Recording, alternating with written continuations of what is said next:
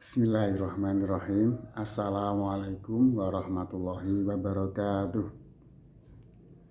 Alhamdulillahirrabbilalamin. Wassalatu wassalamu ala asrofil anbiya'i wal mursalin wa ala alihi wa sahbihi ajma'in, amma ba'du. Bapak Ibu dan anak-anakku yang dirahmati Allah, marilah kita tak henti-hentinya memanjatkan puji dan syukur kehadirat Allah Subhanahu wa Ta'ala dengan bersama-sama mengucapkan kalimah tahmid Alhamdulillahi Rabbil Alamin. Salawat wassalamuhu kita sanjungkan kepada baginda Nabiullah Nabi Agung Nabi Muhammad Sallallahu Alaihi Wasallam. Bapak Ibu yang saya hormati dan anak-anak sekalian yang dirahmati Allah. Ketika manusia menerima seruan dari para penyeru, ada yang kemudian senantiasa mentaati. Kalau itu datangnya dari Allah, dia senantiasa mentaatinya.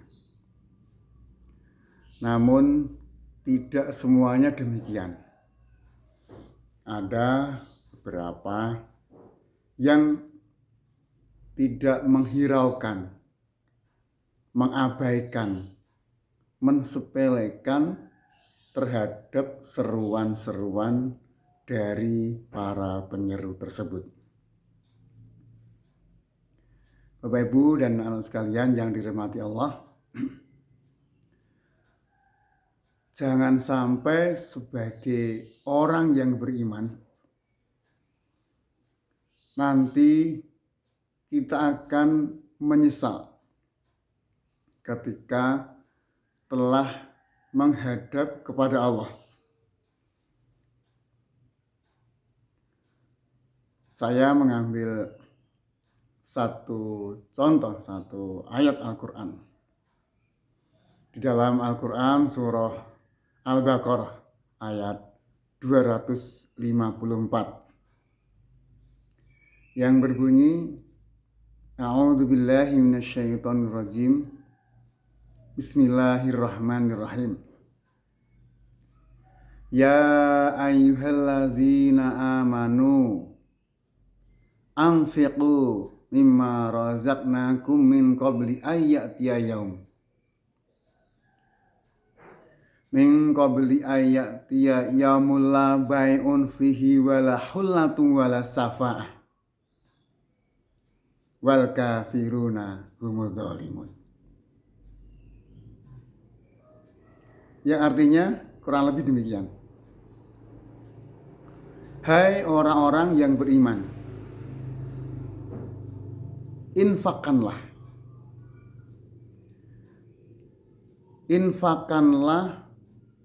sebagian dari rizki yang telah Allah berikan kepada kita sebelum datang satu masa di mana pada masa itu tidak ada lagi jual beli, tidak ada lagi persahabatan, tidak ada lagi syafaat. Dan orang-orang kafirlah mereka, orang-orang yang zalim. Bapak Ibu yang saya hormati dan anak-anak sekalian, menafkahkan sebagian harta kadang-kadang bagi sebagian orang akan terasa berat. Mengapa berat? Karena dia merasa bahwa mendapatkan harta tersebut dicarinya dengan susah payah atas perjuangannya yang sangat keras. Dia tidak menyadari bahwa rizki yang dia terima itu adalah rizki yang datangnya dari Allah Subhanahu wa Ta'ala. Sehingga ketika diperintah oleh Allah seperti ini, hai orang-orang yang beriman, nafkahkanlah atau infakkanlah dari sebagian hartamu, begitu.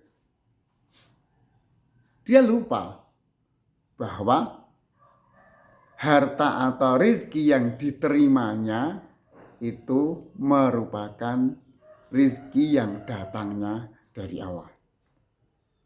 Mungkin ada rezekinya orang fakir miskin yang dititipkan melalui kita, dia nggak sadar, tidak tahu.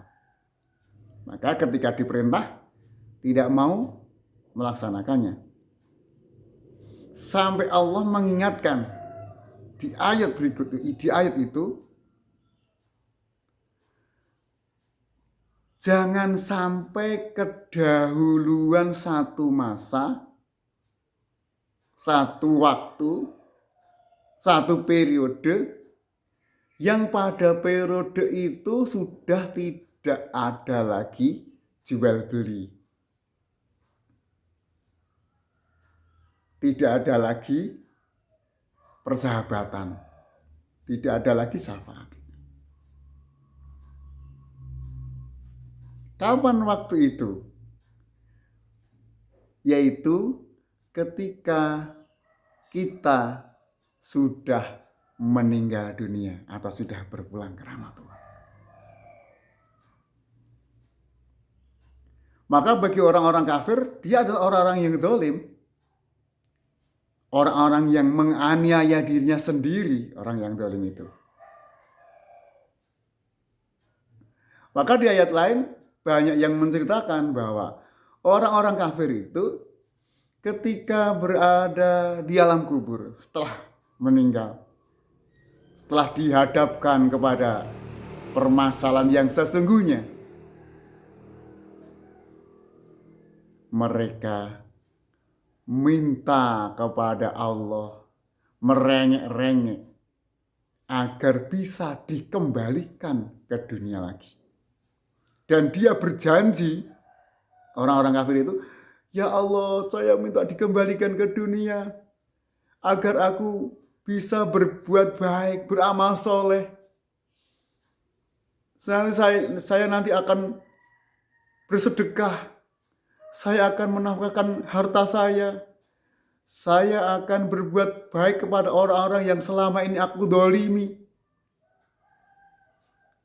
Namun permintaan yang sudah terlambat.